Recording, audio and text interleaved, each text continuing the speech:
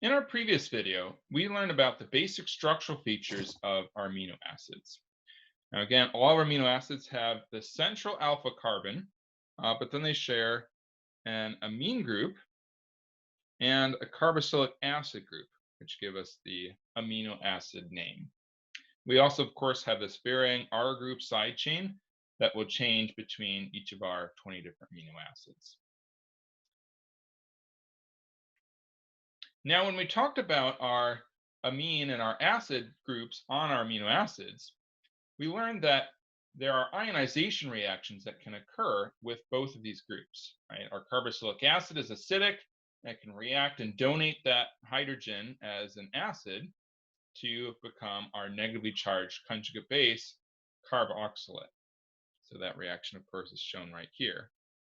At the same time, our amine group can act as a base and it can accept protons, right? So our amine group. So for both of these, the ionization state is going to change as we change our pH.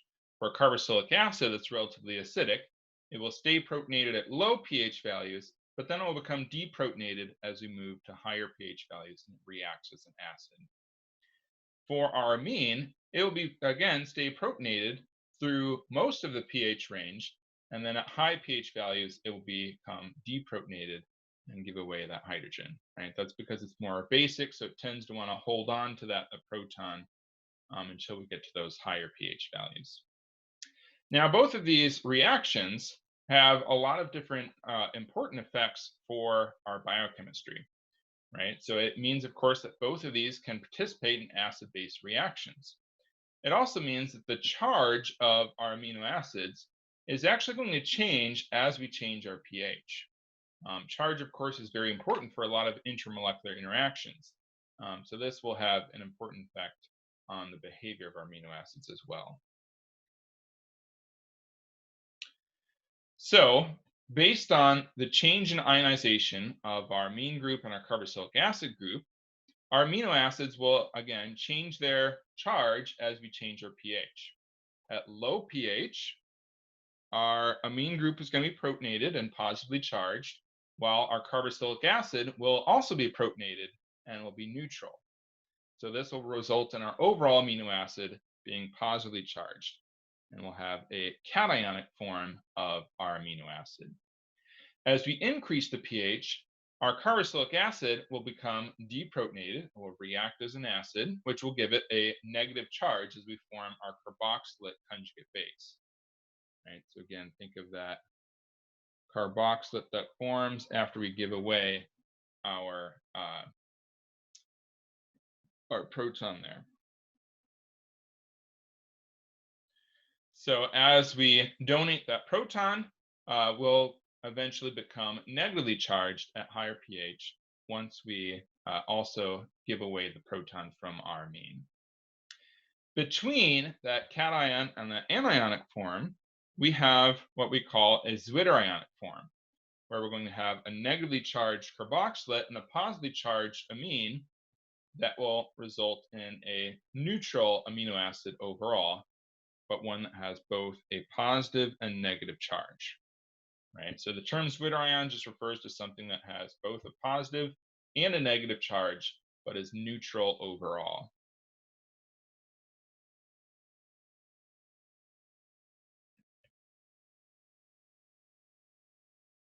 So we have a neutral net charge for that zwitterion there.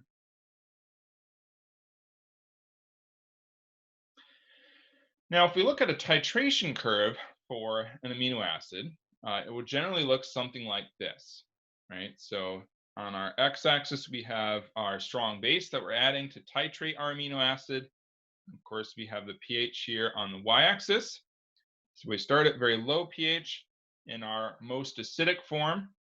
So at this point, we're going to be as protonated as we can be for amino acid, right? So you notice our carboxylic acid up here is protonated, and our amine is protonated as well to form that alkyl ammonium ion.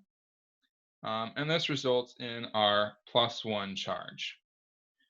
As we add our base, so once we add one equivalent of base, we'll have fully reacted with our more acidic functional group, our carboxylic acid, and we produce our negatively charged carboxylate.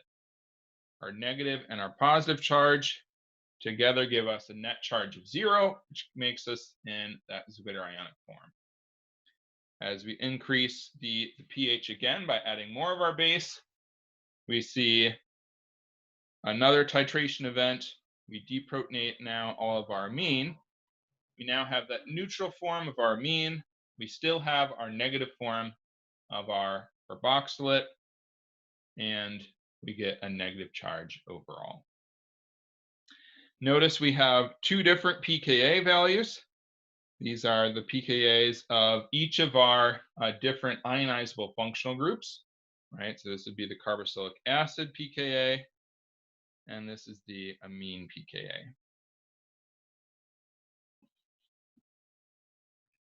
And of course, these pKa's also tell us what pH we tend to see that change from our protonated to our deprotonated form, right? So notice down here at a roughly pH 2.34, we're switching over from that protonated carboxylic acid to our deprotonated carboxylate.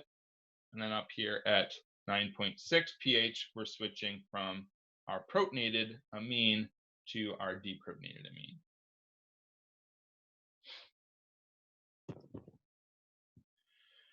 So our amino acid will carry a net charge of 0 only at one specific pH value. And this pH value is what we call the isoelectric point of our amino acid, or we also call this the pi. So the pi is the exact point where we're going to have that net charge of 0, where our carboxylic acid has been deprotonated, but our amine is still protonated. At the pi, we'll have a charge of 0. And then as we go increase above the pi, right, we'll become more deprotonated, and so our negative charge will increase.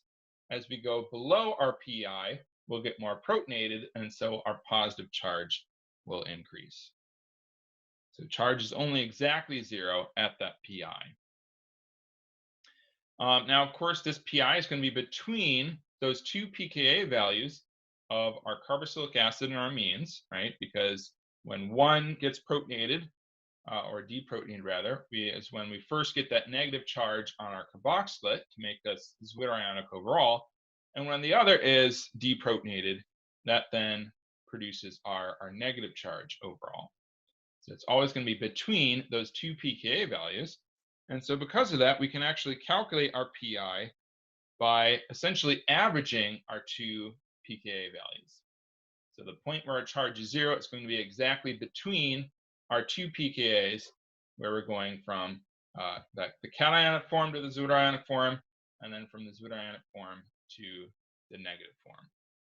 pKa1, of course, is taking us from that positive to the neutral form. pKa2 is taking us from the neutral form to the negative. Now, the isoelectric point does have some very important properties associated with it. So those are noted down here. So our amino acid is actually going to be least soluble at that isoelectric point, right? So at this point, our net charge would be 0, which means that we're not going to have as strong of an interaction with our water molecules, right? So we decrease the polarity of our molecule essentially by decreasing that charge. So we're going to be least soluble in water at the isoelectric point. And of course, because we're now net charge of 0, our amino acid won't migrate in any electric field, right? It's not going to have the same possibilities for ionic interactions without an overall net charge. So if we go back to our titration curve real quick here, so you'll notice the isoelectric point is actually already shown on our graph. So again, this 5.97 isoelectric point for our glycine here is just an average of these two pKa values that are given on the chart. So you can actually quickly calculate that if you happen to have a calculator on hand. Just add these two together and divide by 2, and you should get that 5.97 for the isoelectric point here. So for any given amino acid, we can calculate our pi in essentially the same way, right? Just find the two pKa's, average those together, and you'll get that isoelectric point.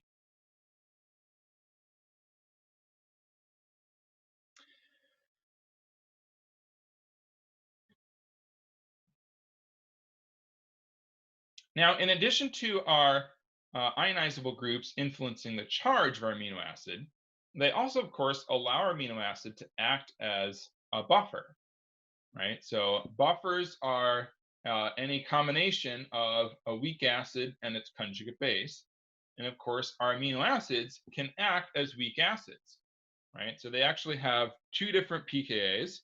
So they basically have two different groups that can act as buffers, right? We have our carboxylic acid that can act as a buffer at one pH range, and our amino group that can act as a buffer at another pH range. So, of course, the key thing to remember with any buffers is that they prevent a change in pH when it's close to our pKa. So for glycine, we're actually going to have two different buffering regions. And again, if we look at our titration curve, we see those actually here highlighted in blue, right? So glycine could be used as a buffer at a lower pH region using the carboxylic acid, or at a higher pH region using our amine group. In fact, glycine actually is commonly used as buffering agent for a lot of high pH buffers in various biochemical experiments. Now, what happens if we have an amino acid with a charged side chain, right? So think of our positively charged amino acids. So these would be arginine, lysine, or histidine. And of course, we have our negatively charged amino acids with those carboxylic acid functional groups on their side chain, which include our glutamate and our aspartate. So those are negative and those are positive. So we talk about these amino acids as being either positive or negative, but of course, those side groups there that produce that positive or negative charge are also ionizable groups. So as we change our pH, they will change their ionization state as well, and our overall charge of our amino acid will still vary with our pH. So what's going to happen is our ionizable side chains will actually just influence where our isoelectric point is for our amino acid.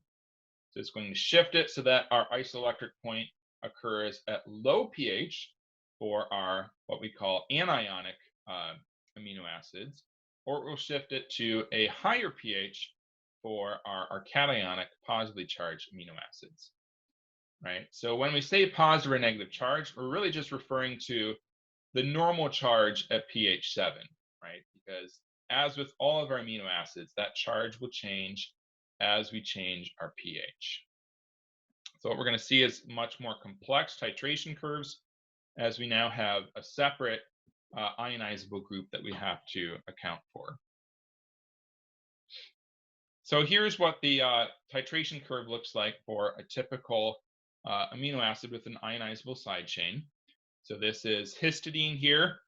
So histidine has this large ring structure that can carry a positive charge on our amine group here.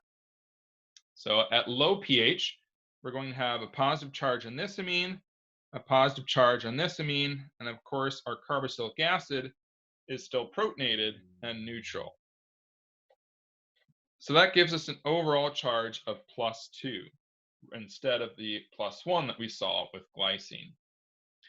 So now, as with our glycine, right, the first thing that's going to happen is our carboxylic acid is going to be deprotonated to become that negatively charged carboxylic group. So that produce a negative, positive, and positive to give us +1 overall. So that's down here at our first pKa value. So this is pKa for our carboxylic acid. And notice, so again, we're titrating it using our strong base. And in this initial titration event, we're just moving from +2 to +1 and we haven't actually reached that zwitterionic state that we did for glycine. Right? So our first deprotonation event doesn't actually change our charge, or doesn't bring our charge to neutral, rather. And of course, it does change our charge from +2 to +1. Now, we have a second pKa here, or a third pKa overall, in the middle. In this case, our ionizable side group is reacting. It's being deprotonated to a neutral form. So we have our 0 charge here, and then our +1 and our -1 charge that we normally have for amino acids. And so that gives us the zwitterionic state here after we complete the second deprotonation event.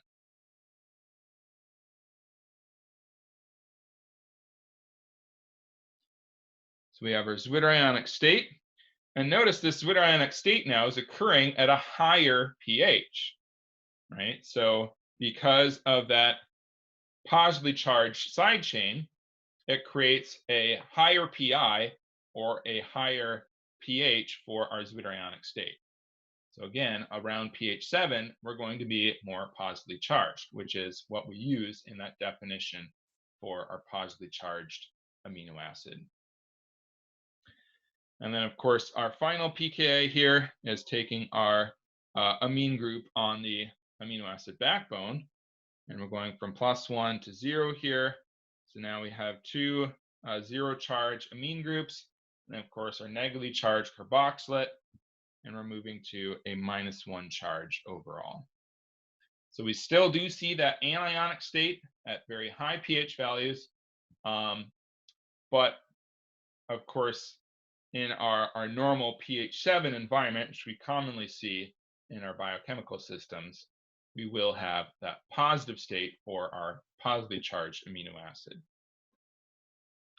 Now, one of the things that you might notice here with our histidine is that we can no longer just average all of our pKa's to determine that pi, right? If you added up all these pKa's, you would not get this 7.59 that's shown here on our graph, right? This is because our pi is really only that point between our two pKa events that take it from the positive state to the negative state, right? So this earlier pKa doesn't actually influence our ionization.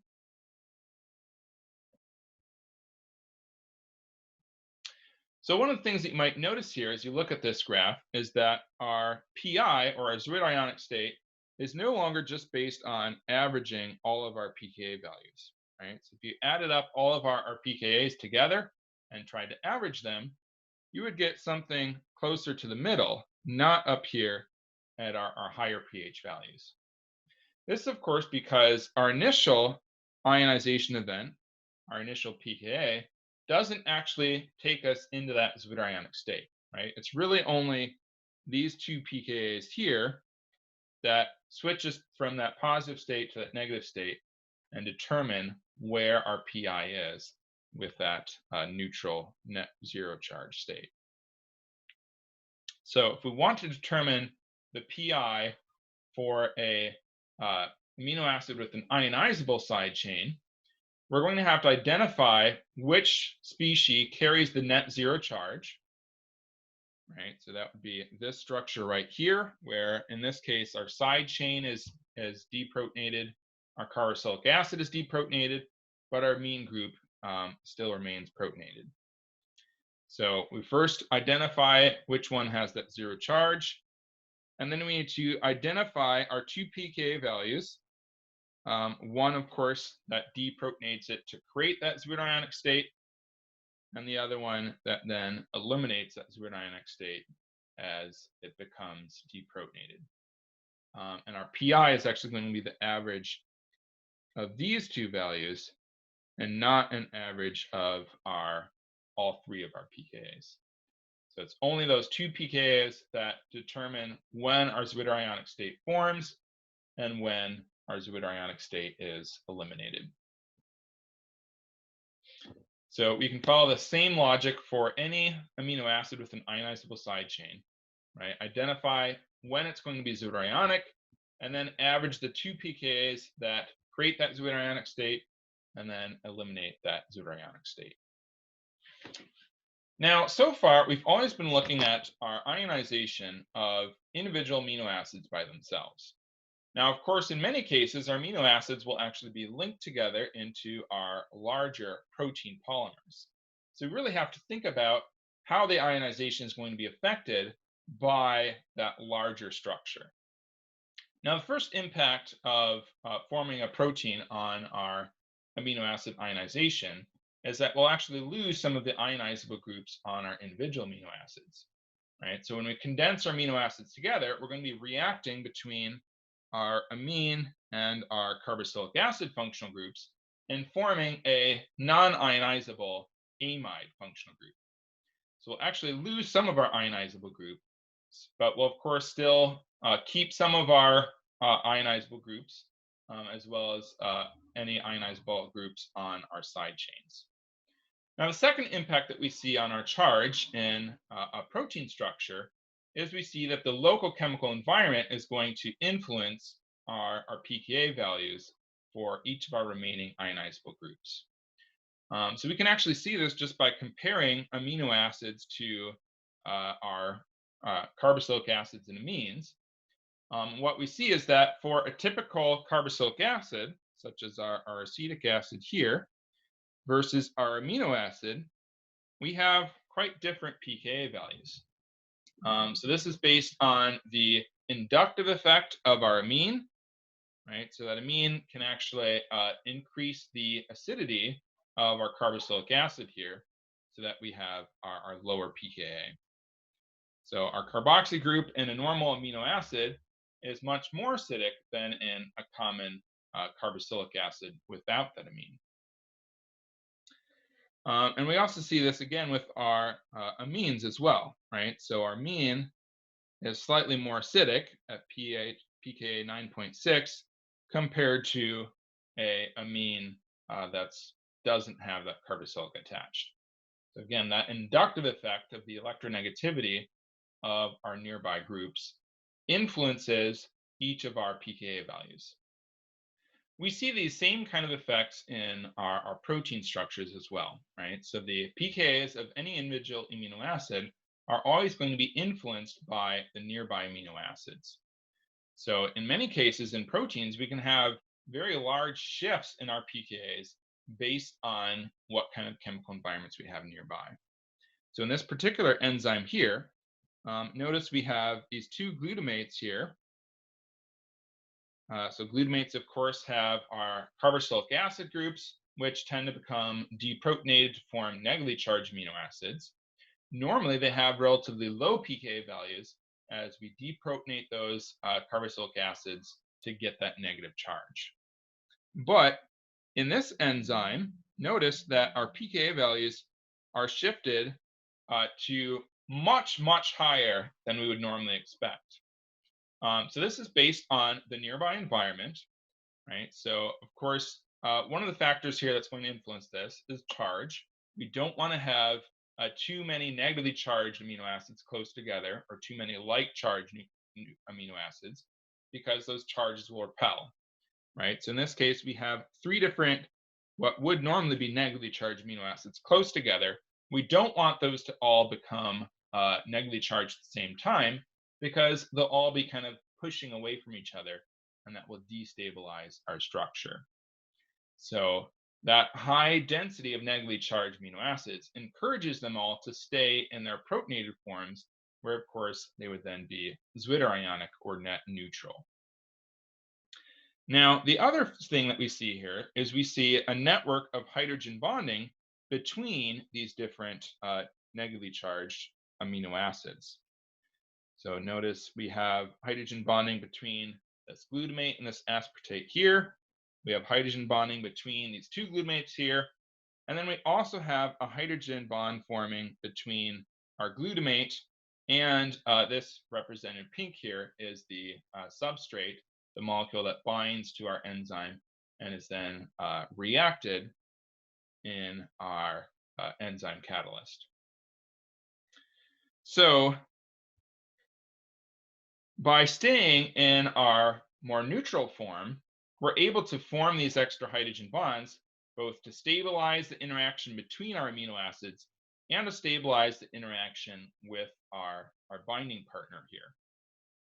So this encourages our amino acids to stay in that protonated form, where they can form all these hydrogen bonds, as opposed to becoming deprotonated, where then we would have a negative charge and we wouldn't have that hydrogen there to act as our hydrogen bond donor.